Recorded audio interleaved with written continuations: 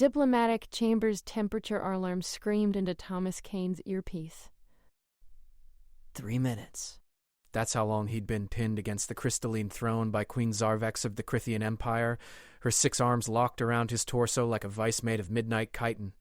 The 60 Celsius room that kept her species comfortable was cooking him alive. Sweat poured down his face, soaking through his envoy uniform. His vision blurred at the edges. "Your Majesty," he rasped, trying again. "I need to breathe." Her compound eyes, each facet glowing with bioluminescent purple, studied him with disturbing intensity. Her mandibles clicked softly, translating through his earpiece as a whisper. "You are warm. So impossibly warm. How do you maintain such heat without perishing?" Thomas had trained for 6 months for this first contact mission. He'd memorized Crythian protocols, learned their glacial body language, understood their cold-blooded physiology that made them revere heat as sacred. Nothing in the briefings mentioned the Queen's reaction to human thermoregulation would be this extreme. The moment he'd entered her presence chamber and performed the traditional bow, she'd moved faster than his eye could track. Now his internal temperature was hitting dangerous levels while hers remained a stable 15 Celsius. "Endothermic metabolism," he managed. "Please, the heat in here—" "I have never felt anything like this." Her grip tightened. One of her lower hands pressed against his chest, feeling his hammering heartbeat. "The briefing said humans maintain temperature internally, but this is extraordinary." "You radiate power itself." His backup team stood frozen at the chamber's entrance, 30 meters away. Protocol dictated they couldn't intervene during royal audience unless the envoy signaled distress through specific hand gestures. Thomas's arms were trapped. Senior Ambassador Lu's face showed controlled panic through the heat shimmer. They'd spent 2 years negotiating just to get Earth a seat at this first contact. The Crythian Empire controlled 17 star systems. Humanity needed this alliance to survive in a galaxy that viewed them as dangerous newcomers. And Thomas was about to pass out on the Queen's throne. "Your Majesty, my species cannot survive prolonged exposure to this temperature." He forced the words out clearly. "If you wish to continue our discussion, I must cool down." Zarvax's antennae twitched. "You would leave? Already?" "I would die, Your Majesty." Something shifted in her compound eyes. The grip loosened slightly, but she didn't release him. Instead, she made a clicking sound that sent ripples through the assembled Crethian nobles lining the chamber walls. A younger attendant scurried forward, carrying what looked like a chunk of ice carved into a ceremonial shape. "Press this to your skin," Zarvex commanded, her tone carrying absolute authority. "It will slow your thermal loss. I am not finished experiencing your warmth." Thomas took the ice with shaking hands, pressing it against his neck. The relief was immediate but incomplete. He was still trapped against an alien queen who seemed intoxicated by his body heat. The ice began melting instantly, water running down his collar. "In our culture," Zarvex said slowly, her voice carrying through the silent chamber, "heat is power. Heat is life. Heat is what separates the living from the dead. Your species creates it endlessly, without sun, without fire. Do you understand what you represent to us?" A curiosity? Thomas guessed, a miracle. Her mandibles spread in what his training identified as deep fascination. "For 300 million years, my species has huddled around thermal vents and geothermal springs. We build our cities on volcanic worlds. We worship the sun that warms our scales each dawn. And you," one of her fingers traced along his arm, feeling the heat radiating through his uniform, "you are a star that walks, a furnace in flesh. How many of you exist? 12 billion on Earth. Colonies elsewhere." The chamber erupted in clicking sounds, the Crythian equivalent of gasps. Zarvex's grip tightened again, possessive. 12 billion sources of warmth, she whispered. "Do you comprehend what that means? What you could offer my people if alliance becomes intimacy?" Thomas's training hadn't covered this scenario. The ice was nearly gone. His core temperature had to be over 40 Celsius by now. He could see Ambassador Lu making subtle gestures, trying to signal emergency extraction protocols. But Thomas understood something crucial in that moment. The Queen wasn't being aggressive. She was being reverent, and that made her infinitely more dangerous. "Your Majesty," he said carefully, "perhaps we should discuss terms of cultural exchange, but I must insist, respectfully, that you release me before I lose consciousness." A dead envoy makes poor conversation. Her antennae swept forward, nearly touching his face. If I release you, will you return? Behind it, Thomas heard the real question. Would humanity share its warmth with a species that had spent eons cold? He had seconds to answer before his body shut down. The fate of 2 species balanced on his next words. Yes, Thomas whispered. I'll return, but only if I survive today. Zarvex's arm slowly unwound. The moment he was free, Thomas stumbled backward. The temperature alarm in his ear had gone silent, meaning his vitals had breached safe parameters. Ambassador Liu was already moving forward with a medical team. But Zarvex was watching him with those glowing eyes, and Thomas knew with absolute certainty that this first contact had just become infinitely more complicated than anyone had anticipated. The Queen of the Crithian Empire wanted humanity's warmth, and she wasn't going to take no for an answer. The medical scanner chirped urgently as the field medic pressed it against Thomas's temple. Core temperature, 41.3 degrees Celsius. Dangerous, but survivable with immediate treatment. The cooling gel pack they slapped on his neck hissed, releasing chemical refrigerant that fought against the ambient heat. Thomas's legs wobbled, but he stayed upright through sheer force of will. Showing weakness now would be catastrophic. Queen Zarvex hadn't moved from her throne. Her 6 arms rested on the crystalline armrests, but her posture radiated tension. Every noble in the chamber remained perfectly still, watching the human delegation with new intensity. Thomas could feel the shift in atmosphere. They'd stopped seeing him as a diplomat. Now he was something else, something valuable. Ambassador Liu stepped beside Thomas, her hand steady on his elbow to support him. Your Majesty, she said in flawless Crithian, we appreciate your interest in human physiology. Perhaps we could schedule a controlled environment for further discussion, one more suited to both our species' comfort? No. Zarvex's mandibles clicked sharply. I will not wait. I have questions that require immediate answers. The temperature in the room climbed another degree. Thomas felt it like a physical weight pressing down on his chest. The Crithians controlled their environment absolutely, regulating every thermal aspect of their spaces. The Queen was making a point. Then ask them, Thomas said, pulling away from the medic's hands. He stood straighter, meeting Zarvex's compound gaze. But if you're genuinely interested in cooperation, killing your first human contact would be counterproductive. A ripple of clicking sounds swept through the nobles. The translator struggled with the overlapping conversations, offering only fragments. Dara's address, boldness, unexpected. Silence fell instantly. You speak truth plainly, she said. This is good.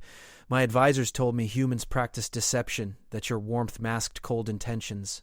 But your body tells me everything. Your heart races. Your skin flushes. Your temperature spikes with emotion.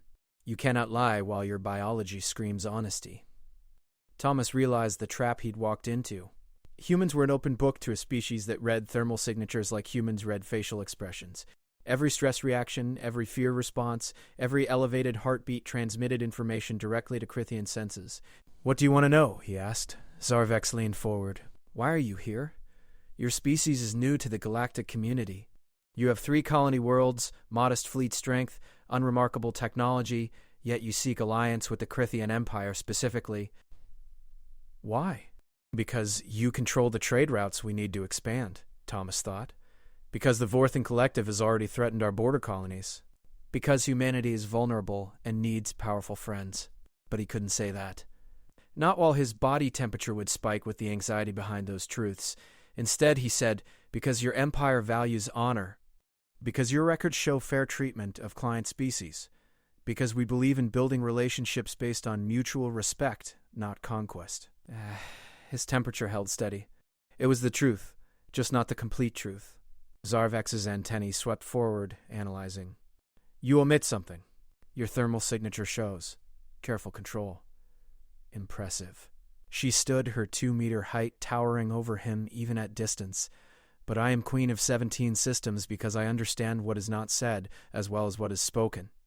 You fear something, something that drives you to seek our protection. Ambassador Liu tensed. Thomas felt the moment balancing on a knife's edge. The galaxy is dangerous, he said simply. Humanity is young. We would prefer to grow under the guidance of a stable empire rather than be crushed by aggressive neighbors.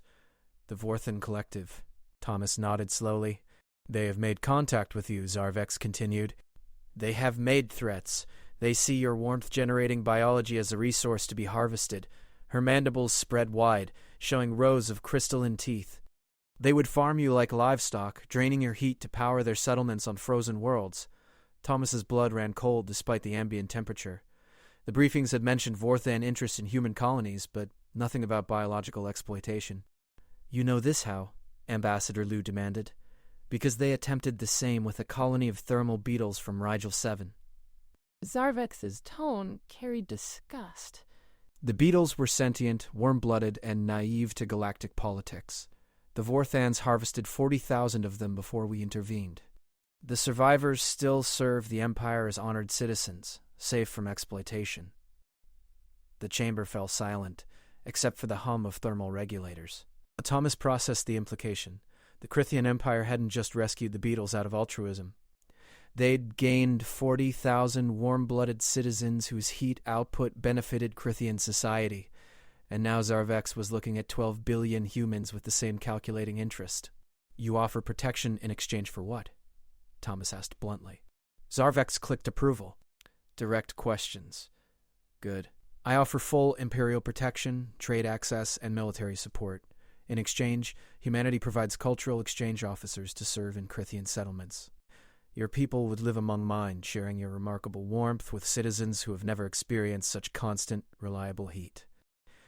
You want to distribute humans across your empire like living space heaters," Ambassador Liu said flatly. "I want to offer my people hope," Zarvex corrected, her voice sharp. "Do you know what it means to be cold-blooded in a universe where 90% of habitable worlds freeze during night cycles? My citizens huddle in thermal stations, rationing warmth like currency. Elderly Crithians die each winter because their bodies cannot maintain temperature. Hatchlings perish in cold snaps. We have technology, yes, but technology fails. Power grids collapse. Heating systems break. Your people never stop producing warmth. You are reliable in ways our machines never can be." Thomas saw the desperation beneath the Queen's imperious demeanor. This wasn't just curiosity or scientific interest. The Crithian Empire needed humanity's warmth like humans needed oxygen. "How many exchange officers?" he asked. 100,000 to start, distributed across key population centers. "That's 10% of Earth's diplomatic corps," Ambassador Liu protested. "That's survival for both our species," Zarvex countered. "The Vorthans will not wait for you to build defensive capabilities. They move in the next solar quarter. With my protection, they dare not touch you. Without it—" She let the implication hang. Thomas's mind raced. 100,000 humans, scattered across 17 alien star systems, serving as biological heat sources for a civilization that worshipped warmth. The ethical implications were staggering, but the alternative was potential extinction or enslavement by the Vorthans. "We would need guarantees," he said. "Legal protections, defined working conditions, rotation schedules, medical oversight. Your people would be honored guests, not servants. They would receive full citizenship rights, generous compensation, and respect befitting their sacrifice. And if we refuse?" Zarvex's compound eyes dimmed slightly. "Then I wish your species well in its negotiations with the Vorthans. Perhaps they will be more merciful than history suggests." Ambassador Liu pulled Thomas aside, activating a privacy field generator that created a bubble of white noise. "This is insane. We can't agree to this without consulting Earth. We can't refuse without protection we don't have," Thomas countered. "Look at her thermal signature through the scanner. She's not bluffing about the Vorthan timeline. You're suggesting we prostitute our species' unique biology? I'm suggesting we leverage our only significant advantage before someone takes it by force." Thomas wiped sweat from his forehead. "At least the Crithians are offering partnership. The Vorthans won't bother with negotiations." Ambassador Liu stared at him for a long moment. Then she nodded slowly and deactivated the privacy field. "Your Majesty," she said formally, "we require time to present this proposal to Earth's government." "You have 72 hours, Zarvex replied. "After that, I cannot guarantee the Vorthans will remain patient." Thomas felt the weight of those words settle into his bones. 72 hours to convince Earth to distribute 100,000 people across alien star systems as living heat sources. 72 hours to save humanity from a threat they'd barely understood. "We'll need unrestricted communication access to transmit our full report," Ambassador Liu said. "Granted." Zarvex gestured, and a noble stepped forward carrying a crystalline data chip. This contains full documentation of our proposal, legal frameworks, and historical records of our relationship with the thermal beetles. Study it carefully. Understand that I do not make this offer lightly. The Crithian Empire does not need allies. We choose them. It was ice cold against his palm, designed for Crithian hands that couldn't sense temperature the way humans could. The irony wasn't lost on him. One more thing, Zarvex said as they turned to leave. Envoy Kane, you will personally lead the first wave of exchange officers if your government accepts. I require someone who understands the gravity of what we offer, someone whose warmth I have already experienced. Thomas froze. The Queen's compound eyes glowed brighter. You fascinate me, human. Your courage, your honesty, your remarkable heat. I would have you close, where I can study your species properly, where I can ensure your people are treated with the honor they deserve. She paused, mandibles clicking softly. And where I can experience your intoxicating warmth whenever the cold becomes too much to bear. It was a command wrapped in diplomatic language. Thomas met her gaze and nodded once. If Earth agrees, I'll serve. Zarvex's antennae swept forward in what the translator identified as satisfaction.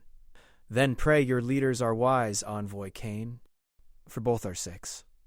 The cooling unit in Thomas's quarters cycled at maximum capacity, fighting to maintain 20 Celsius against the station's ambient heat. He'd stripped down to light clothing, his body still recovering from the throne room encounter. The medical scan showed no permanent damage, but his core temperature had taken 3 hours to normalize. Dr. Sarah Chen, the expedition's chief physician, had threatened to pull him from active duty if his vitals spiked again. Ambassador Liu sat across from him, the crystalline data chip interfaced with their secure communication array. Holographic displays filled the small room with cascading Crithian text slowly translating into readable English. What they revealed made Thomas's earlier assumptions seem naive. They're not lying about the thermal beetles, Liu said, scrolling through historical records.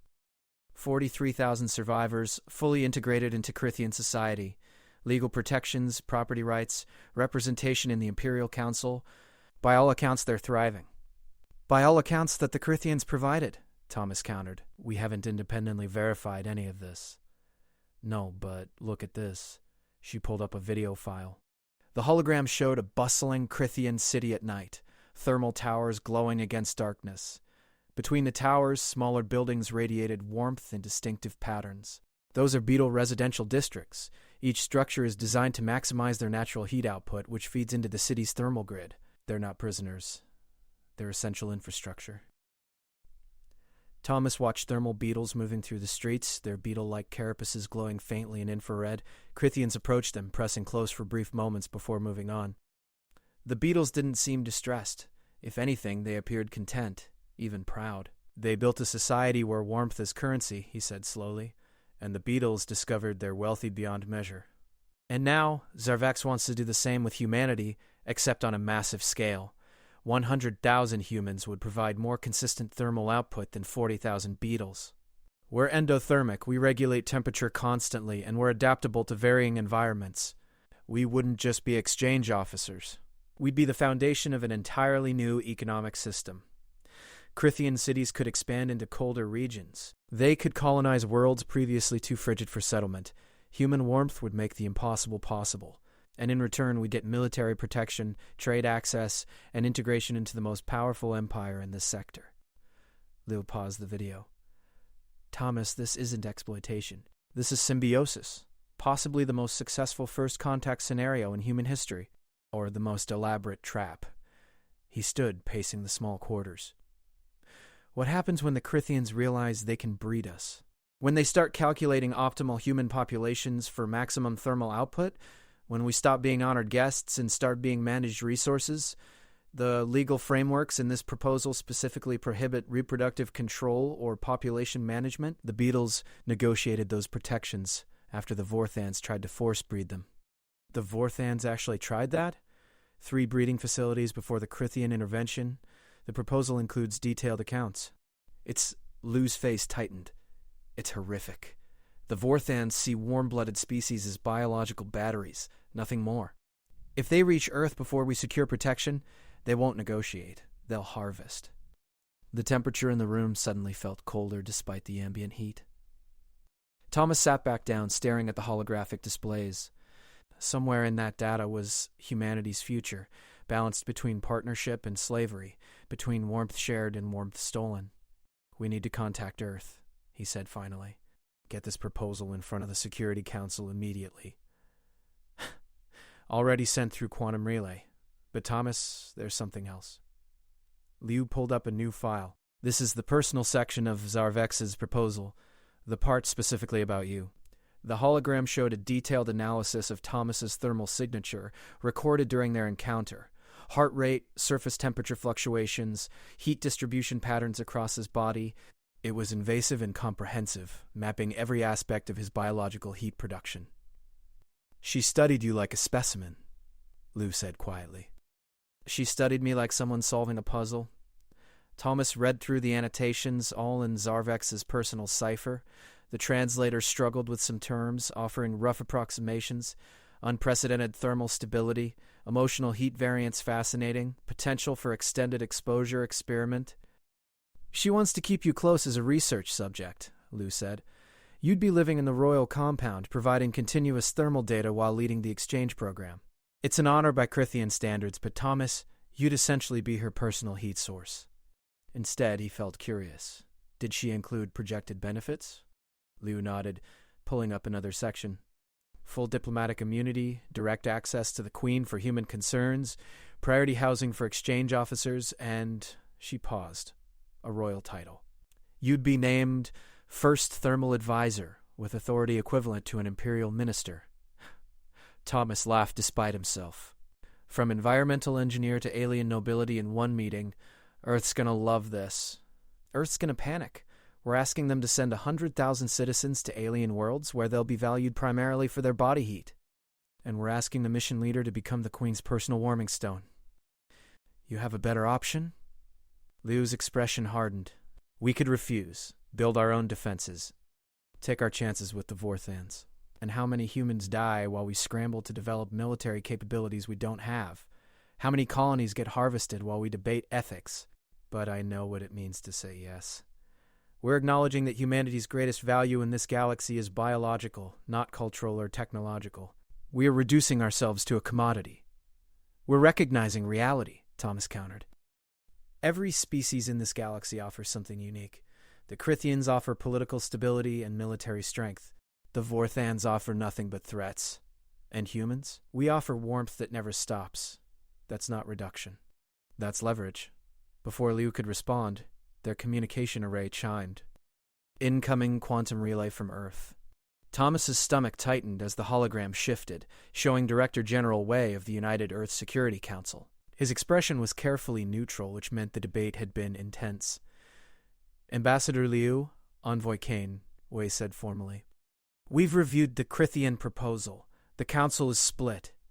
"What's the breakdown?" Liu asked. 7-5 in favor of acceptance, but we require additional guarantees before proceeding. Specifically, we need independent verification of the thermal beetle's status. We need to speak with him directly, without Christian oversight. Thomas glanced at Liu. That was actually smart. If the beetles confirmed their treatment was fair, it would support Zarvex's claims. If they revealed problems, Earth could negotiate stronger protections. I'll request a meeting with the beetle representatives, Liu said. Anything else? Yes. Envoy Kane, we need you to understand what you're agreeing to. This first thermal advisor position isn't ceremonial. You'd be living in intimate proximity to Queen Zarvex, providing thermal comfort whenever she requires it. Our xenopsychology team believes this could involve physical contact for extended periods, possibly daily. Are you prepared for that reality? Thomas thought about Zarvex's 6 arms wrapped around him, her compound eyes studying his every thermal fluctuation. The feeling of being valued not for his mind or skills, but for the heat radiating from his skin. It should have felt dehumanizing. Instead, it felt like opportunity. Director General, I spent 6 months training for first contact. I learned Crithian customs, studied their history, prepared for every scenario except the one that actually happened. If my value to the Empire is my warmth, then I'll provide it. But I'll also use that access to protect every human who follows me. The Queen wants me close? That means I can monitor treatment, address problems immediately, and ensure our people aren't exploited. Wei studied him through the holographic projection. You're volunteering to be a living heat source for an alien queen. I'm volunteering to be humanity's advocate in the one position where the Queen will actually listen, because she finds our warmth intoxicating. Thomas met Wei's gaze steadily. Use that. Turn biology into diplomacy. Make our warmth the foundation of real partnership. Then Wei nodded slowly. The council will debate further, but your commitment is noted. Leo, set up the beetle meeting. We have 68 hours remaining on the Queen's deadline. Make them count. Thomas sagged back in his chair, suddenly exhausted. That was either the bravest or stupidest thing you've ever said, Leo observed. Probably both.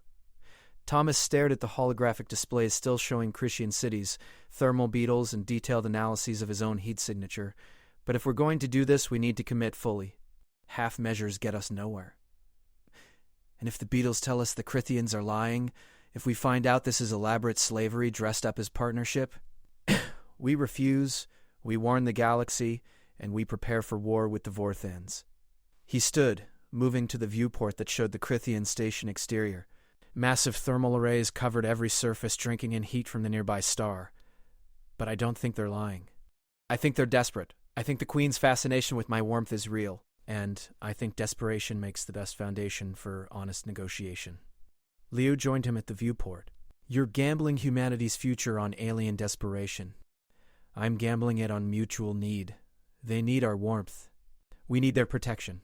Sometimes the strongest alliances are built on naked self-interest. Below them, the station rotated, exposing new sections to starlight. Thomas could see Crithians moving through transparent corridors, always seeking the warmest routes, always conscious of temperature. A civilization built entirely around the pursuit of heat. And somewhere in the royal compound, Queen Zarvex was waiting for his return, craving the intoxicating warmth only humans could provide. Thomas pressed his palm against the viewport. The cold metal quickly warmed under his touch, heating to match his skin temperature. Constant, reliable, human warmth. The galaxy was about to learn what that warmth was worth. The thermal beetle colony occupied 3 interconnected biodomes on the station's southern hemisphere. Each maintained at temperatures optimal for their physiology. Ambassador Liu had negotiated the meeting through official channels, but Thomas suspected Zarvex had smoothed the way. The Queen wanted this alliance as badly as Earth needed it. 2 Crithian guards escorted them through the access corridor, their compound eyes tracking every movement. Neither showed the fascination with human warmth that Zarvex had displayed. Professional soldiers, Thomas thought, trained to ignore distractions. Still, he noticed how they positioned themselves slightly closer than protocol required, drawn unconsciously to his radiated heat. The biodome's entrance dilated open, revealing a space that looked more like a greenhouse than residential quarters. Bioluminescent plants lined walkways, their glow providing both light and warmth. Thermal beetles moved through the space with purpose, their beetle-like carapaces gleaming in shades of copper and bronze. Each stood roughly human height, with 6 legs and delicate antennae that swayed constantly, testing air currents and temperature gradients. An elderly beetle approached, walking with the careful gait of advanced age.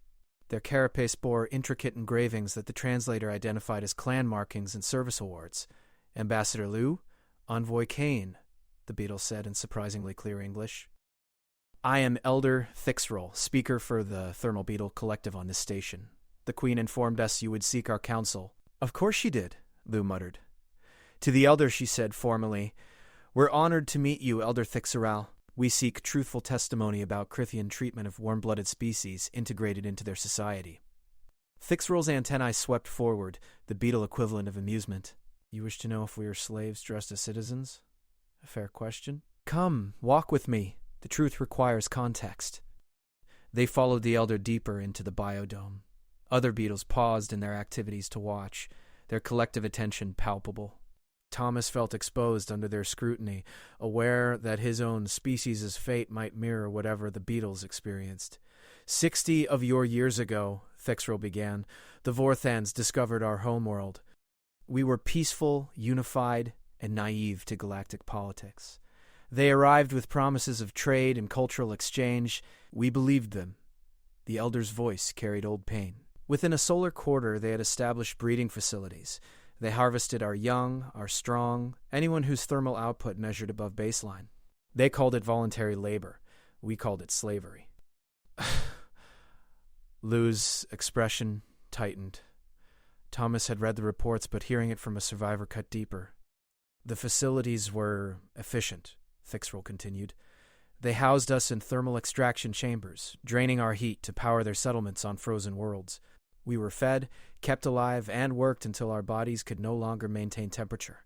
Then we were discarded. 40,000 of my people endured this for 3 years before the Crethian Empire intervened. Why did the Crethians intervene? Thomas asked. Economic disruption.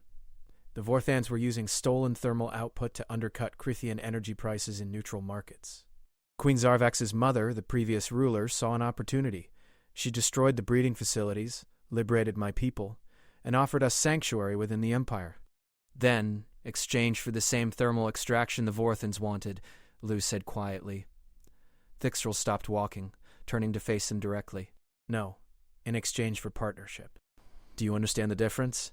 The Vorthans stole our warmth through force and exploitation. The Crethians offered us choice, dignity, and fair compensation for what we provide freely.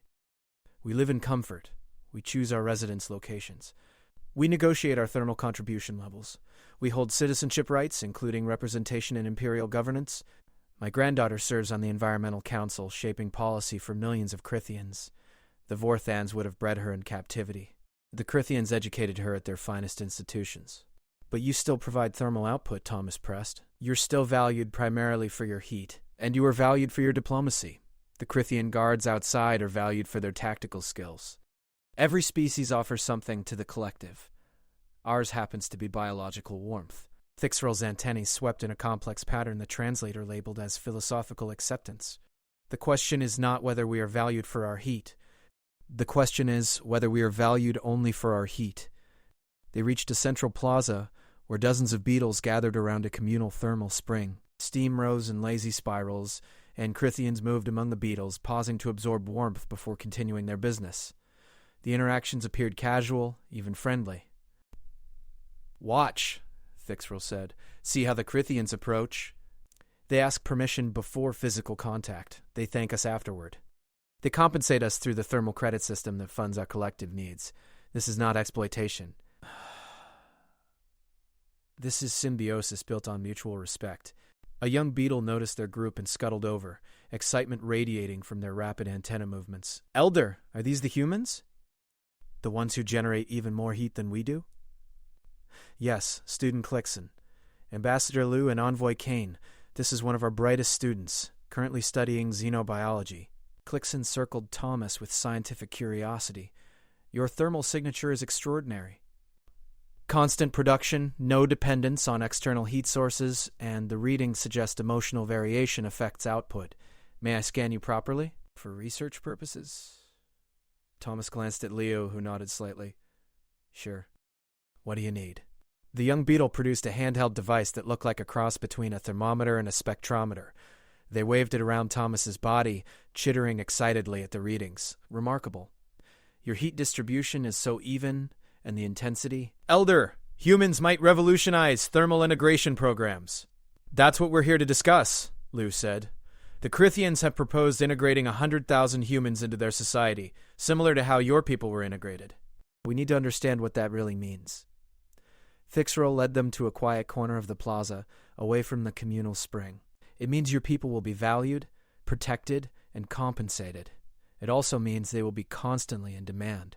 Crethians have built entire cultural norms around thermal sharing. They will seek out your humans constantly, requesting warmth, asking for proximity, forming relationships based partially on thermal access. That sounds exhausting, Thomas said. It can be. We had to establish boundaries, rotation schedules, and personal time protections. The Christians respect these boundaries, but you must enforce them consistently. They do not understand the concept of unwanted attention regarding warmth. To them, sharing heat is the highest form of intimacy and generosity, like Queen Zarvex refusing to release Envoy Kane during their audience, Leo observed. Thixrel's antennae swept sharply. The Queen held you against your will? She held me while I overheated, Thomas corrected. She released me when I explained the danger, but reluctantly. She seemed fascinated, intoxicated by human warmth. The elder made a clicking sound that translated as concern. The royal line has always been most affected by thermal attraction. The previous queen formed a life bond with one of our elders, seeking his warmth daily until her death. She was devastated when he passed. Crithians do not love as humans do, but they can become dependent on thermal sources they favor.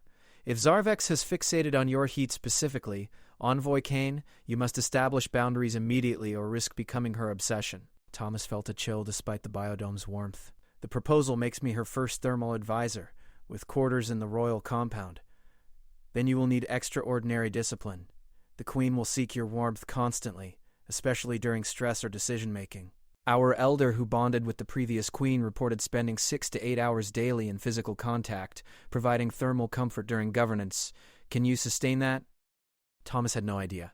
What happened to your elder? You said the Queen was devastated when he passed. He lived a long, honored life and died of natural age. The Queen ensured his family line received permanent thermal rights and memorial privileges. She mourned him for 3 solar cycles, refusing thermal comfort from anyone else. Eventually, she bonded with a thermal spring and managed her needs that way, but she never formed another personal thermal connection. Thermal rights? Liu asked. Priority access to the best heat sources, premium residential locations, and enhanced compensation. When a Crithian forms a thermal bond with a warm-blooded individual, that individual's family line benefits for generations. Thixerl paused. If Queen Zarvex bonds with you, Envoy Kane, your descendants would become nobility within the Empire. The implications staggered Thomas. Not just political alliance, but generational integration. His theoretical children and grandchildren would be Crithian nobility because their ancestor provided warmth to a queen. This is more complex than Earth understands, Liu said slowly. We're not just negotiating protection. We're negotiating fundamental integration into an alien civilization. Oh yes, Thixerl agreed, and you must decide if that integration is acceptable. My people chose it because the alternative was extinction at Vorthan hands. We do not regret our choice, but we also entered it with full understanding of the costs. Constant demand for our warmth. Cultural expectations of thermal availability. The knowledge that we will always be valued partially for our biology rather than solely for our contributions to society. Clixon spoke up, their youthful voice cutting through the heavy mood. But Elder, we also gain safety, education, and purpose. I would never have studied xenobiology on our homeworld. The Crithians funded my entire education because they value diverse perspectives. Yes, I provide thermal output at communal springs, but I also research interspecies symbiosis and publish papers that advance scientific understanding. We are more than our warmth, even though our warmth is what initially made us valuable. Thixerl's antennae swept in what Thomas recognized as pride. My student speaks wisdom. The Christians will value you for your heat, but you can leverage that value to achieve so much more. The question is whether your species is willing to accept being valued for biology as the foundation for being valued for everything else. Thomas looked at Ambassador Liu, seeing his own uncertainty reflected in her expression. They'd come seeking simple answers. Were the beetles enslaved or free? Instead, they'd found complex truth. The beetles were valued, protected, and given opportunities. They were also constantly in demand, perpetually defined by their thermal output, and fundamentally integrated into an alien society that would never stop needing their warmth. If Earth proceeds with this alliance, Thomas said carefully, what advice would you give our first exchange officers? Establish boundaries early and enforce them absolutely. Crithians will push for more thermal access because they literally cannot imagine why you would refuse to share warmth. They see it as natural as breathing. You must teach them that human warmth has limits and that those limits require respect. Learn the thermal credit system thoroughly, Clixon added. It's how you'll be compensated and how you'll access resources. Your warmth translates directly to economic power. Use it wisely. Find community with other warm-blooded species, Thixerl continued. Isolation is dangerous. We maintain collective support systems for beetles who struggle with constant thermal demands. Your humans will need the same. And understand that this changes you, the elder finished quietly. Being valued primarily for your biology affects how you see yourself, how you interact with others, and how you understand your place in society. Some of my people have thrived under this system. Others struggle with feeling reduced to walking heat sources. Your humans must be prepared for both possibilities. Ambassador Liu's communication device chimed softly. She checked it, then looked at Thomas with barely suppressed urgency. Earth's Security Council wants an update. We have 42 hours remaining on the Queen's deadline. Thomas turned back to Thixrel. Final question. If you could go back 60 years and make the choice again, knowing everything you know now, would you still accept Crithian protection? The Elder's antennae swept in a complex pattern the translator struggled to interpret. Finally, Thixrel spoke with absolute certainty. Yes. Because existence as valued thermal sources is infinitely preferable to extinction or slavery. The Crithians are not perfect, but they are honorable. They keep their bargains. They protect those who serve them. And they have given my people a future we would not have otherwise possessed. He extended his hand in the human gesture of thanks, then remembered thermal beetles communicated through antennae contact. He held still while Thixrel gently brushed their antennae against his forehead. "May your warmth guide you wisely, Envoy Kane," the Elder said formally, "and may the Queen treasure what you provide." They left the biodome with more questions than answers, but Thomas felt oddly settled. The beetles had shown him the reality of thermal integration. Complex, demanding, but ultimately sustainable. Not exploitation. Partnership built on biological necessity. Now they just had to convince Earth to take the same gamble. And Thomas had to prepare himself for becoming Queen Zarvex's personal source of intoxicating warmth. The quantum relay room hummed with activity as Thomas and Ambassador Liu assembled their final report for Earth.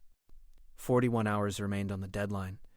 Outside the viewport, the Crithian station rotated majestically, its thermal arrays drinking in stellar radiation like a mechanical flower seeking the sun. Thomas had spent the last 6 hours compiling data, thermal beetle testimonies, legal framework analyses, comparative studies of Crithian client species, and projections of human integration outcomes. Every piece of evidence pointed toward the same conclusion. The alliance was risky, ethically complicated, and absolutely necessary.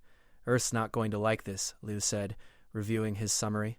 "You're basically recommending we become the Empire's favorite heat source.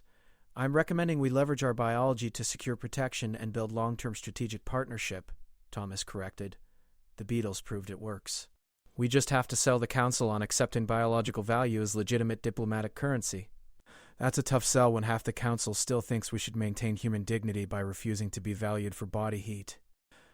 Human dignity doesn't matter much when you're being harvested by the Vorthans."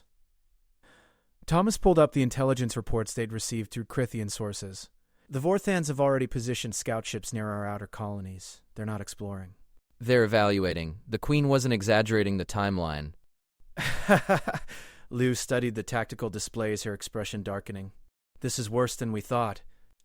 They're planning simultaneous strikes on 3 colonies. Exactly. Without Crithian protection, we lose thousands of people in the first wave, possibly tens of thousands if the Vorthans establish breeding facilities before we can mount a defense." Thomas highlighted the projected casualty figures. 100,000 exchange officers volunteering for thermal service versus 50,000 colonists captured and exploited against their will. The math is brutal but clear.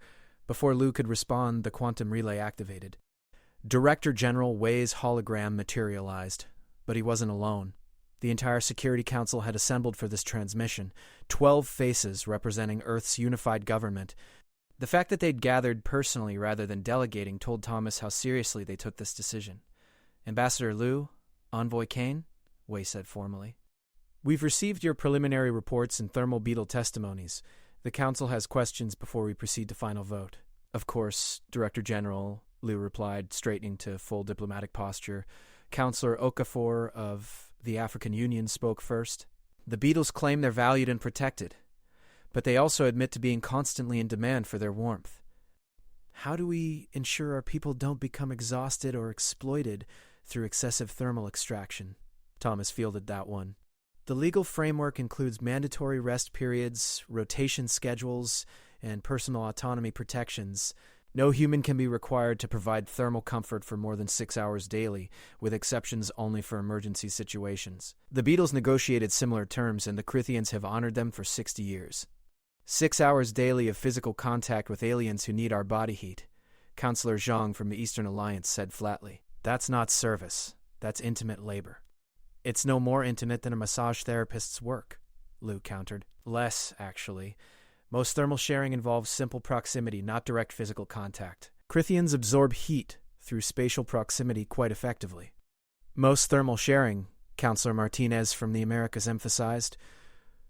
"But Queen Zarvex specifically requested Envoy Kane for extended personal thermal service. That sounds considerably more intimate. Thomas had known this question was coming. The Queen wants me as first thermal advisor because I successfully navigated first contact despite extreme circumstances. She trusts me to lead integration efforts and provide guidance on human needs and limits. Yes, that role includes personal thermal service to her directly, but it also grants me unprecedented access to advocate for human interests at the highest levels of imperial governance. You're describing yourself as the Queen's personal companion, Counselor Okafor said quietly. Valued primarily for the warmth you provide. How is that different from concubinage? The word hit like a physical blow. Thomas felt Lou tense beside him, ready to defend, but he raised a hand to stop her. Counselor, I understand the comparison, and I won't pretend it's entirely inaccurate. The Queen values my warmth intensely, possibly to the point of dependency, but Crithian thermal bonding isn't sexual or romantic in any human sense. It's comfort-based, rooted in their biological need for heat to survive. Think of it less like concubinage and more like being a trusted physician who provides essential medical support. A physician who lives in the patient's residence and is on call constantly, Martinez said skeptically. Yes, but also a physician who becomes the patient's closest advisor, who shapes policy affecting millions, and who ensures their people receive fair treatment. Thomas leaned forward, addressing the council directly. I volunteered for this position because someone has to do it, and I'm the only human who's already navigated the Queen's thermal fascination successfully. If Earth approves this alliance, I can use my position to protect every exchange officer who follows. Isn't that worth the personal cost? Silence fell across the quantum relay. The council members exchanged glances, having silent conversations Thomas couldn't interpret. Finally, Counselor Iamoto from the Pacific Confederation spoke. We appreciate your willingness to sacrifice personal autonomy for the greater good, Envoy Kane. But we must consider the precedent this sets. If we accept that humans can be valued primarily for biological traits, what prevents other species from making similar demands? What if the next alien civilization wants us for genetic material or reproductive capacity, or organ harvesting?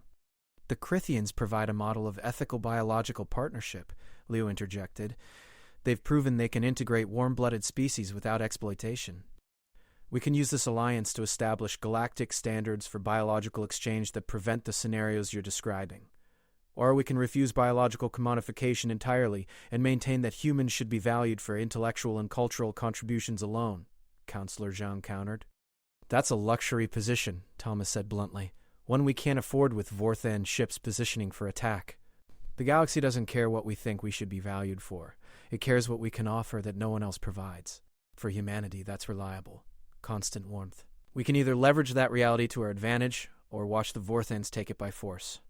Director General Wei raised a hand, silencing the brewing argument. Let's address the practical timeline. Queen Zarvex gave us 72 hours. We have 41 remaining. If we accept her proposal, how quickly can we mobilize 100K exchange officers? Liu pulled up the logistics data. We've been running preliminary volunteer assessments since receiving the proposal. Current projections show we can recruit and deploy the first wave, 20,000 officers, within 30 days. Full deployment would take approximately 6 months. And the Vorthans attack our colonies in the next solar quarter, Wei said. That's 3 months maximum. The Queen guaranteed protection begins the moment we sign the alliance treaty, Thomas explained. She'll deploy defensive fleets to our vulnerable colonies immediately before our exchange officers even arrive. The thermal service is payment for ongoing protection, not prerequisite for initial intervention. How do we know she'll honor that commitment? Martinez asked. Because the Crithians built an empire on reliable treaties, Luz said. Their entire economic system depends on other species trusting their word. If they betray us, they undermine centuries of carefully constructed diplomatic relationships. The political cost would be catastrophic. Plus, she really wants our warmth, Thomas added. The Queen isn't going to risk losing access to 100,000 human heat sources by breaking her first major commitment to our species. We're too valuable to betray. Thomas could feel the decision balancing on a knife's edge.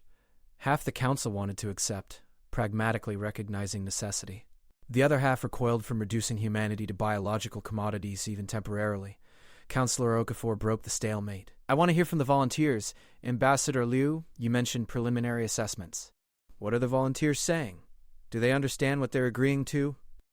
Liu activated a new data file. We've collected over 300,000 applications from candidates across all Earth demographics, Background checks and psychological screening have identified approximately 150,000 qualified individuals. Here's a sampling of their testimonies. The hologram shifted, showing recorded interviews with potential exchange officers. A young woman from Lagos spoke first. My grandmother fled climate disasters. My mother fled economic collapse. I can flee the Vorthans by serving as a heat source for aliens who will actually protect us. That seems like a fair trade. An elderly man from Beijing appeared next. I'm 73. My heat still works fine, but Earth has limited use for retired teachers. If the Crithians value my warmth and my experience, I'll gladly serve. Better than dying in a Vorthan breeding facility. A muscular construction worker from Sao Paulo. 6 hours a day, providing warmth versus 12-hour shifts in dangerous conditions for minimal pay, and I get full citizenship rights in an interstellar empire? Where do I sign? Interview after interview, the pattern remained consistent. People understood the terms, accepted the biological nature of their value, and volunteered anyway. Not because they wanted to be heat sources, but because the alternatives were worse. Thomas watched the council members' faces as they absorbed the testimonies. He saw resistance softening, pragmatism winning over idealism. Director General Wei spoke carefully. The volunteers clearly understand what they're accepting. The question remains whether Earth as a unified government should endorse biological commodification of its citizens. We're not commodifying them, Thomas argued. We're acknowledging biological reality and ensuring they receive protection, compensation, and dignity in exchange for something they produce naturally anyway. Every human radiates heat constantly. The Crithians simply want to be near that heat. We're negotiating terms for proximity, not extracting resources. Semantics, Counselor Zhang muttered. Truth, Thomas countered. The Vorthans extract. They drain thermal output through technology, damaging the source. The Crithians absorb. They simply want to be near warmth, which costs the source nothing beyond time and proximity. There's a fundamental difference. Counselor Iwamoto leaned forward. Envoy Kane, final question. You've studied the Crithians extensively. You've experienced the Queen's thermal fascination personally. In your professional opinion, can humanity maintain dignity and autonomy within this alliance, or will we inevitably become subordinate to species that view us primarily as heat sources? The answer would likely determine the vote. Counselor, the thermal beetles maintained dignity and autonomy for 60 years. They're not subordinate. They're valued partners in a symbiotic relationship. Could future circumstances change that? Possibly. But the legal frameworks include sunset clauses, renegotiation options, and withdrawal mechanisms. If the alliance becomes exploitative, we can exit. After distributing 100,000 citizens across 17 star systems, Martinez pointed out, withdrawal wouldn't be simple. But it would be possible. And more importantly, I don't think we'll want to withdraw. The beetles don't. They've thrived. Our volunteers understand they're trading biological proximity for security, opportunity, and integration into something larger than Earth alone. That's not subordination. That's evolution. Director General Wei stood, signaling the interview's conclusion. Thank you both. The council will vote within the hour. You'll have our decision with time to spare before the Queen's deadline. The hologram flickered out, leaving Thomas and Liu alone in the relay room. That was either the most persuasive argument of your career or the most disastrous, Liu said quietly. We'll know soon enough. Thomas moved to the viewport, watching Crithians move through the station's transparent corridors. Always seeking warmth.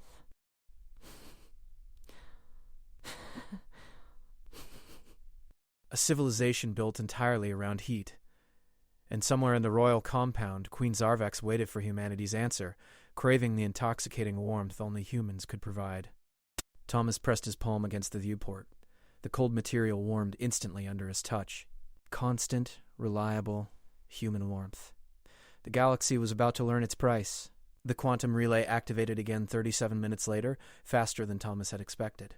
Director General Wei appeared alone this time, his expression carefully neutral in the way that meant momentous news. Envoy Kane, Ambassador Liu, Wei began formally. The United Earth Security Council has reached its decision regarding the Crithian Alliance proposal. Thomas felt his heart hammering, his body temperature spiking with anxiety. Somewhere on the station, every Crithian sensitive to thermal signatures would be detecting his stress response. The vote was 8-4 in favor of acceptance, Wei continued. Earth will proceed with the alliance under the terms negotiated. 100,000 exchange officers will be recruited, trained, and deployed over 6 months. First wave deployment begins in 30 days. Relief flooded through Thomas so intensely he had to steady himself against the console. Ambassador Liu's expression remained professionally composed, but her hand found his shoulder squeezing once. However, Wei said, and Thomas's relief crystallized into tension again, the Council has imposed additional conditions. First, independent human observers will be embedded in every major Crithian settlement hosting exchange officers. These observers answer only to Earth and will report directly on treatment, working conditions, and compliance with negotiated protections. Understood, Liu said. The Crithians already agreed to monitoring provisions. We'll formalize the observer program. Second, all exchange officers must undergo comprehensive psychological screening and cultural preparation. We're not sending anyone who isn't fully prepared for the reality of thermal service. Already part of the recruitment protocol, Thomas confirmed. Above, third, and most importantly, Wei's gaze fixed on Thomas. Envoy Kane's position as first thermal advisor includes a mandatory review every 6 months. If at any point the Council determines the Queen's demands have become exploitative or harmful, we will extract you immediately and renegotiate your role. Thomas nodded slowly. I appreciate the Council's concern, Director General. But I want to be clear. I volunteered for this position understanding its demands. If the Queen requires extensive thermal proximity, I'm prepared to provide it. Don't extract me based on discomfort with the nature of the work.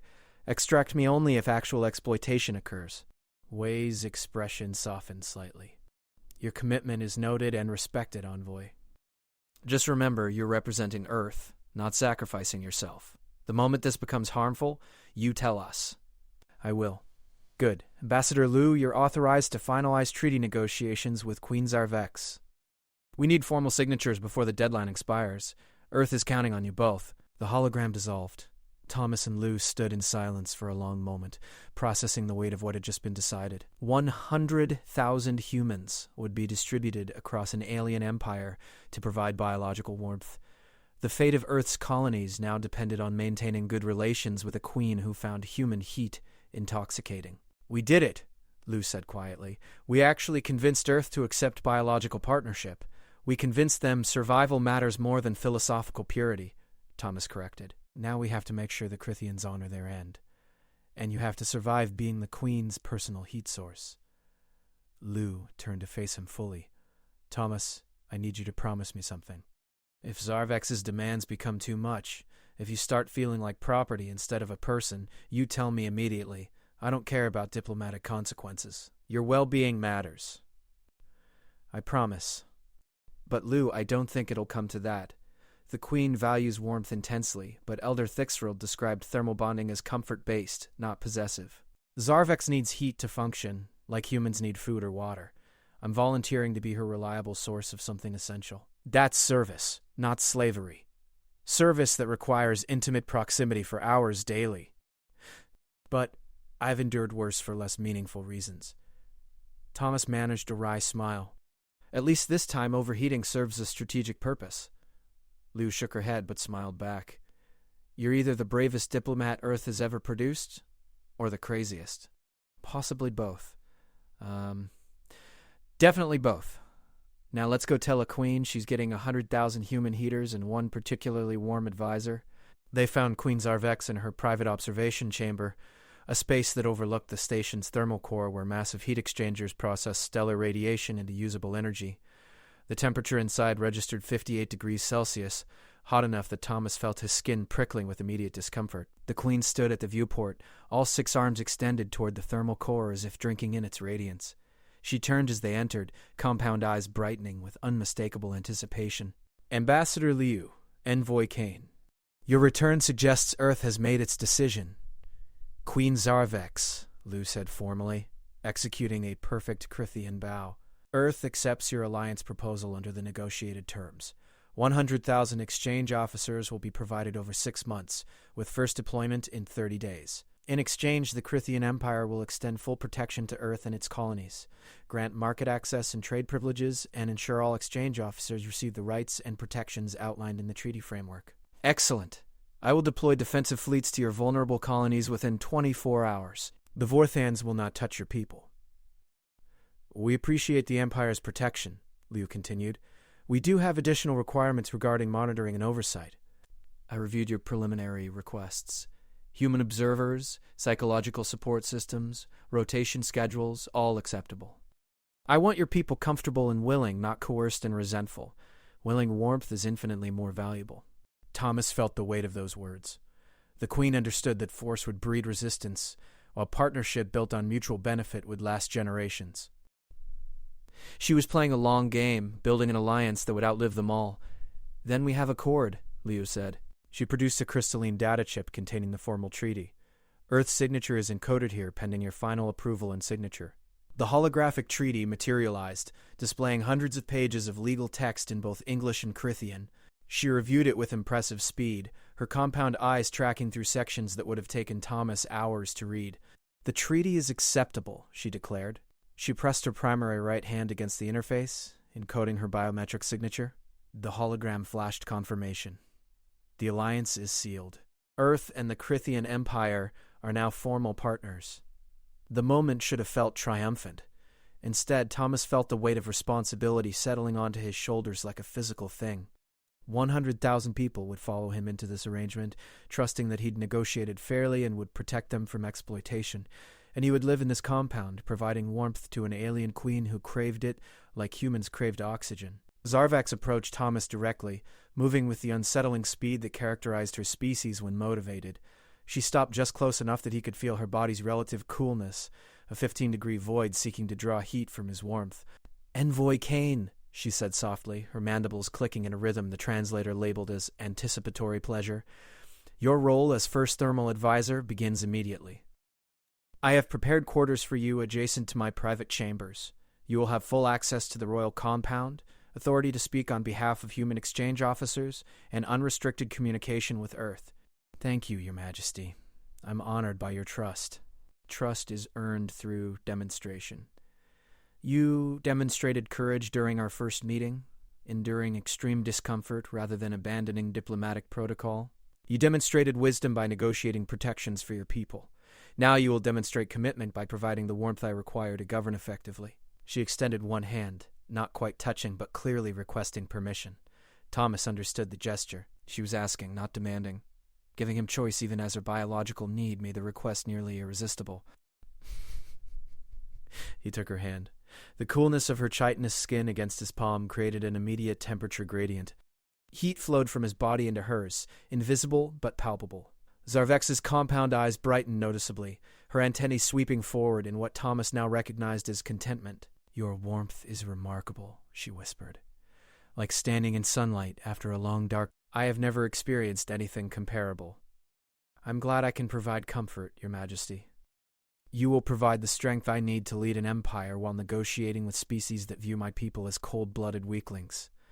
When I sit in negotiations exhausted from maintaining temperature through artificial means, I will have you near, radiating endless heat. When I make decisions that affect billions, I will have your warmth clarifying my thoughts. You are not merely a heat source, Envoy Kane. You are an advantage my enemies will never anticipate."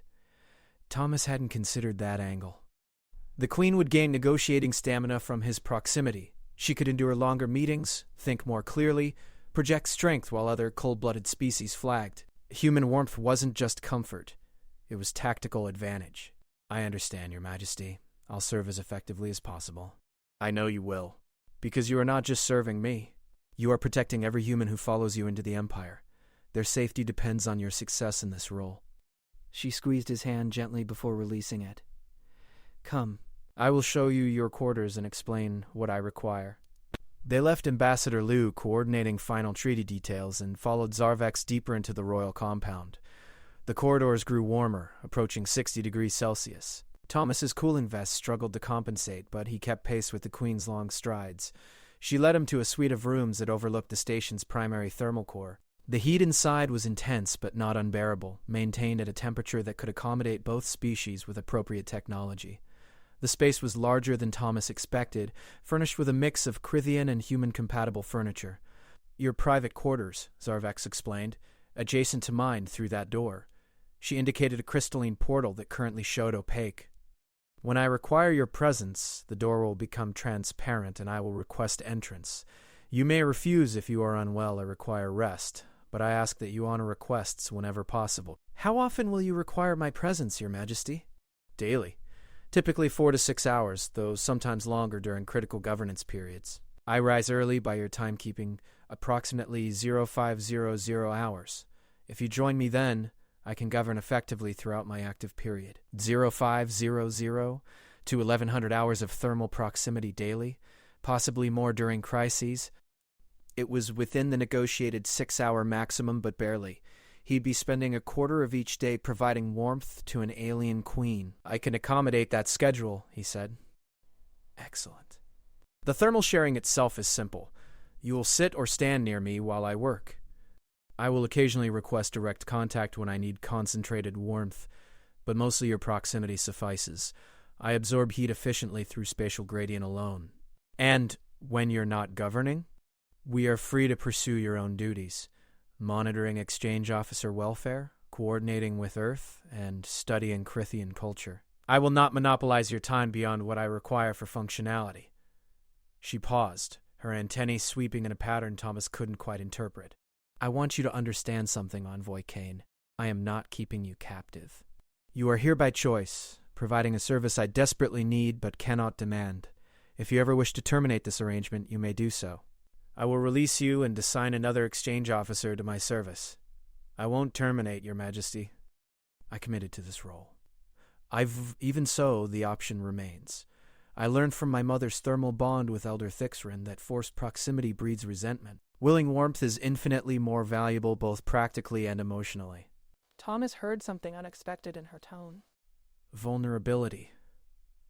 The Queen was genuinely concerned about his well-being, not just his thermal output. She wanted partnership, not servitude. Thank you for clarifying that, Your Majesty. It helps knowing I have agency in this relationship. You have complete agency. You also have my respect, which I do not grant lightly. She moved to the viewport overlooking the thermal core. When my mother passed, I inherited an empire struggling with energy transitions and territorial disputes. I was young, untested, and cold. The thermal springs provided basic warmth, but nothing like the comfort my mother had from Elder Thixrin. I learned to govern without personal thermal support, but it was difficult.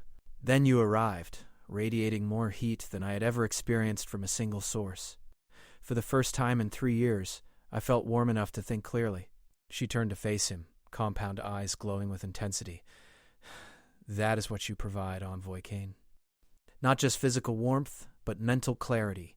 The ability to govern without constant thermal distraction. You may see yourself as a simple heat source, but to me, you are the difference between adequate leadership and excellence. Never doubt your value. Thomas felt something shift inside him. He'd accepted this role as pragmatic necessity, a sacrifice for humanity's protection. But Zarvex was offering something more. Genuine partnership with an alien leader who needed his warmth not as luxury but as fundamental support to function at her best. And I'll provide whatever warmth you require to lead effectively. Rest tonight, Envoy Kane. Tomorrow at 0500 hours, we begin our partnership properly. I have 17 star systems to govern, and for the first time in 3 years, I will do so while properly warm. She left him alone in the quarters, the crystalline door cycling closed behind her. Thomas stood in the center of his new home, feeling the weight of what he'd committed to settling into his bones. Tomorrow morning he would wake before dawn and sit beside an alien queen, radiating heat while she governed an empire. He would become her personal thermal source, valued for his biology but respected for his service. And 100,000 humans would follow him into this strange new partnership between warmth and cold, between human heat and alien need. Thomas moved to the viewport, watching thermal energy pulse through the station's core. Endless warmth, endlessly needed. He pressed his palm against the glass, watching his handprint glow in infrared as heat transferred from flesh to crystalline surface. The galaxy had learned what human warmth was worth. Now Thomas would ensure it learned what humans were worth beyond their warmth. But first, he needed to survive becoming Queen Zarvex's intoxication. The quantum alarm pulled Thomas from uneasy sleep at 0445 hours. He'd spent the night alternating between reviewing Crethian governance protocols and staring at the crystalline door connecting his quarters to the Queen's chambers. The door remained opaque, but knowing Zarvex waited just beyond it had made proper rest impossible. He showered quickly in water that felt cold compared to the ambient heat, then dressed in the modified diplomatic uniform that had been delivered during the night. The fabric was lighter, designed for extended exposure to high temperatures, but still maintained Earth's formal aesthetic. He was representing humanity, after all. Appearance mattered. At precisely 0500 hours, the crystalline door shimmered, becoming transparent. Through it, Thomas saw Zarvex's private study, a vast space dominated by holographic displays showing real-time data from across the Empire. The Queen stood at the center, all 6 arms manipulating different interfaces simultaneously, her compound eyes tracking information at inhuman speeds. She noticed him immediately, pausing her work to gesture invitation with one upper hand. The door dissolved entirely, granting passage. "Envoy Kane," she greeted, her mandibles clicking in what Thomas now recognized as satisfaction. "You are punctual. This pleases me." "I serve at Your Majesty's convenience," Thomas replied, entering the study. The temperature registered 62 degrees Celsius, enough to make sweat bead on his forehead within seconds. His cooling vest activated automatically, fighting a losing battle against the heat. Zarvex studied him with uncomfortable intensity, her antennae sweeping forward to analyze his thermal signature. "You are already warm from sleeping, and the heat here elevates your surface temperature further. Excellent. Come, sit beside my primary workstation. I have governance matters that require clear thought." She indicated a human-style chair positioned directly adjacent to her central command interface. Thomas sat, immediately feeling the heat radiating from the station systems combining with his own body warmth to create an envelope of intense thermal energy around them both. Zarvex resumed her work, but moved perceptibly closer, positioning herself within the gradient of his radiated heat. Thomas could see her compound eyes brightening as she absorbed warmth, her movements becoming marginally more fluid and confident.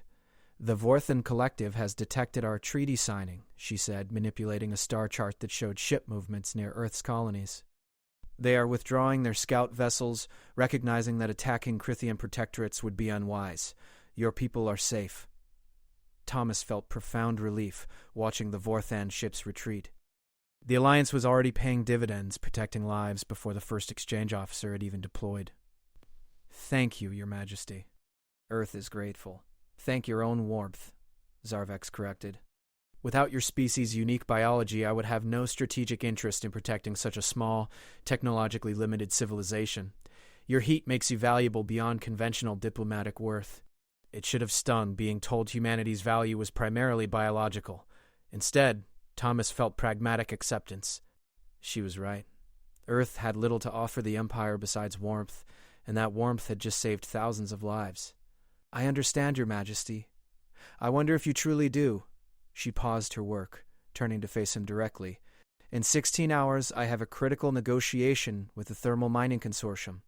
They control access to the richest geothermal systems in neutral space, and have been leveraging that control to inflate energy prices across 3 sectors.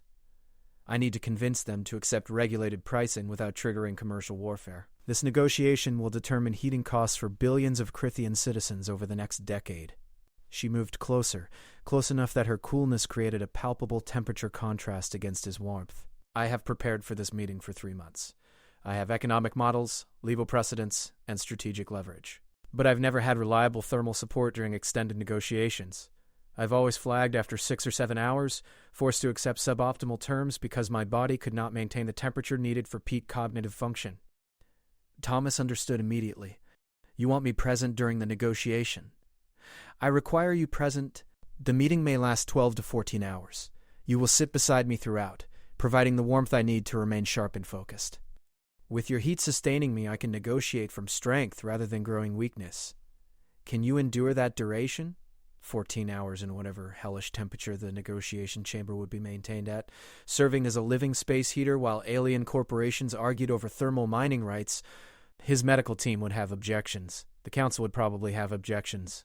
But Thomas had committed to providing whatever warmth the Queen required. "I can endure, Your Majesty, though I'll need medical monitoring and cooling support. Already arranged. Your physician, Dr. Chen, will be present with emergency thermal regulation equipment.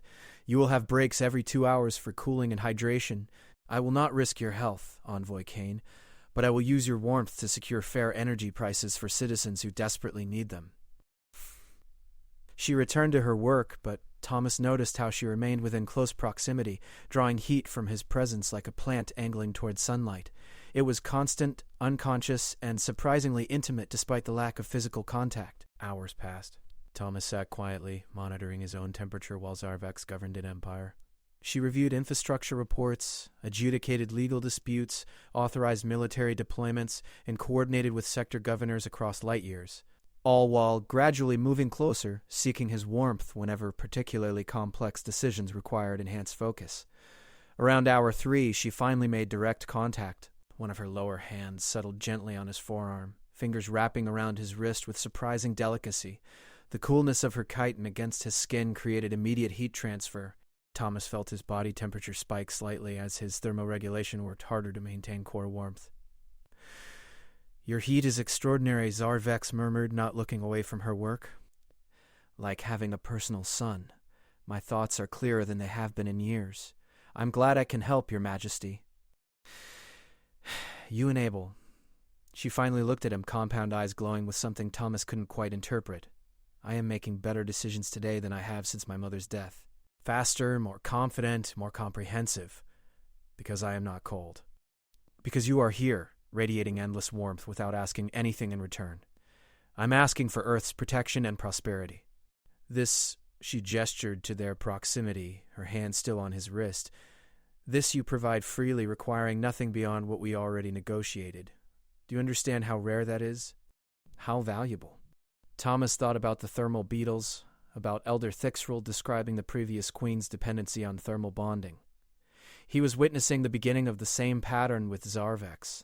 She was becoming attached not just to his warmth, but to him specifically as a source of comfort and cognitive enhancement. "I think I'm beginning to understand, Your Majesty, because I need you to know that I value you beyond your biology. You provide warmth, yes, but you also provide presence, someone who sits quietly while I govern, who does not interrupt with flattery or political maneuvering, who simply exists nearby and allows me to think clearly. That is precious." She released his wrist, returning to her work with renewed energy. Thomas felt the absence of her touch like a small loss, which surprised him. He was becoming acclimated to their proximity, to the rhythm of providing warmth while she governed. This was his life now. Sitting beside an alien queen, radiating heat, enabling better governance through biological support. Strange, demanding, and oddly meaningful. At hour 5, Dr. Chen appeared with cooling equipment and nutritional supplements. Thomas took a 20-minute break, allowing his core temperature to drop back to safe levels before returning to his position. Zarvex had continued working in his absence, but Thomas noticed she'd made fewer decisions, processing information but not acting on it until he returned. She'd waited for his warmth before proceeding. "Your return is noted and appreciated," she said formally. "We have 40 minutes before the Thermal Mining Consortium negotiation. I need you at peak warmth for maximum effect." "I'll be ready, Your Majesty." "Because you understand what is at stake. Not just for the Empire, but for the billion Crithian citizens who will freeze next winter if energy prices remain inflated. Your warmth today helps them survive tomorrow. Never doubt the importance of what you provide." Thomas felt the weight of those words settling into his understanding. He wasn't just keeping one queen comfortable. It was enabling her to govern effectively, which affected billions. His personal warmth had cascading effects across an entire civilization. The negotiation chamber was even hotter than the Queen's study, maintained at 68 degrees Celsius to accommodate the Thermal Mining Consortium representatives, who were themselves cold-blooded reptilian species from high-temperature worlds. Thomas entered already sweating, his cooling vest working at maximum capacity. The chamber seated 40 beings around a massive crystalline table. Zarvex took her position at the head, gesturing for Thomas to sit immediately to her right. Every eye in the room focused on him, with varying degrees of curiosity and calculation. "This is First Thermal Advisor Kane," Zarvex announced formally. "He represents Earth's contribution to our alliance and will be present throughout today's proceedings." The consortium's lead negotiator, a massive reptilian creature covered in bronze scales, studied Thomas with predatory interest. "How convenient for your Majesty. Does Earth export these as standard diplomatic equipment?" "Earth exports nothing," Zarvex said coldly. "Envoy Kane serves by choice, not contract. And his presence is irrelevant to our negotiations regarding thermal mining rights and pricing regulations." "Is it?" another consortium representative asked. "You never brought personal thermal support to negotiations before. Some might interpret this as weakness, an admission that you require artificial assistance to maintain negotiating stamina." Thomas felt Zarvex stiffen beside him. her antennae sweeping back in what he recognized as controlled anger. She was about to respond when Thomas spoke instead. The Queen requires no assistance beyond what any leader requires: reliable support systems. I provide thermal comfort, just as your species representatives no doubt rely on temperature-regulated seating, hydration systems, and atmospheric processors. Dismissing biological support as weakness suggests you view all environmental accommodations as inadequacies. Should we negotiate in vacuum to prove our strength? The consortium representatives exchanged glances, uncertain how to respond to a human defending the Crithian Queen's position. Zarvex's antennae swept forward in what Thomas now recognized as profound satisfaction. As my advisor said, we all rely on environmental support to function optimally. Now, shall we proceed with substantive discussion, or waste more time on posturing? For 14 grueling hours, Thomas sat beside Queen Zarvex, radiating warmth while financial models and legal frameworks were debated in excruciating detail. The consortium pushed for deregulated pricing. Zarvex countered with consumer protection mandates. Arguments escalated, threats were implied, and twice the talks nearly collapsed completely. Through it all, Thomas provided steady, reliable heat. He watched Zarvex draw strength from his proximity, saw her maintain focus and sharp reasoning even as the consortium representatives began flagging from exhaustion. Around hour 10, she started winning concessions. By hour 12, the consortium was openly retreating from earlier positions. At hour 13, they accepted a compromise that reduced energy prices by 30% while maintaining reasonable profit margins. When the final agreement was signed, Zarvex remained composed, but Thomas felt her hand settle on his wrist again, squeezing once in private acknowledgement. They returned to her study in exhausted silence. Thomas's core temperature had spiked dangerously 3 times despite cooling breaks. Dr. Chen was waiting with stern warnings about sustainable service parameters, but Thomas barely heard her. He'd just helped an alien queen negotiate a deal that would reduce heating costs for 1 billion citizens. His warmth had enabled that. Zarvex dismissed everyone else, leaving them alone in the study. She moved closer than she'd ever dared before, until Thomas could feel her coolness like a physical presence seeking his heat. "You were exceptional today," she said quietly. "Not just your warmth, though. That was essential. Your defense of my position, your quick thinking, your willingness to endure extreme discomfort for hours without complaint. You have proven yourself invaluable, Envoy Kane." "I serve as best I can, Your Majesty." "You serve better than anyone has since Elder Thixrin." She paused, antennae sweeping in complex patterns. "I am forming thermal dependency on you. You should know this. I am becoming attached to your specific warmth, your specific presence. This attachment will grow stronger the longer you serve beside me." Thomas met her compound gaze steadily. "I understand, Your Majesty, and I'm not afraid of that attachment. If my warmth helps you govern effectively, then the attachment serves a greater purpose." "Truly." She released his wrist, stepping back with visible effort. "Rest now. Tomorrow we have less intense work, but I will still require your presence for morning governance." "Sleep well, First Thermal Advisor." "You have earned it." Thomas returned to his quarters, collapsed on the bed, and fell asleep instantly despite the heat. He dreamed of warmth flowing endlessly from his body, spreading across 17 star systems, keeping billions warm through the long cold of space. When he woke 6 hours later, the crystalline door was transparent again. Zarvex was waiting, ready to govern, and Thomas was ready to provide the warmth she needed. It was the beginning of a partnership that would change 2 civilizations forever, all because an alien queen refused to let go of the intoxicating heat radiating from a single human's skin.